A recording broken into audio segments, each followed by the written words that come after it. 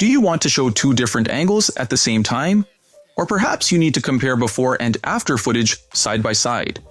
Trying to resize and position clips manually can be frustrating and time-consuming. Fortunately, Filmora 15 has a dedicated split screen feature that makes this incredibly easy. First, open Filmora and look for the Templates tab at the top of the screen. On the left sidebar, click on the category labeled Split Screen. Browse through the layouts, ranging from simple side-by-side to complex multi-screen grids. Once you find a layout you like, drag and drop it onto your timeline. Now, look at the preview window. You will see numbered drop zones, like 1, 2, and 3. Go to your project media folder where your video clips are stored. Drag your first video clip directly into the drop zone labeled 1 in the preview window. Drag your C-count video clip directly into the drop zone labeled 2 in the preview window.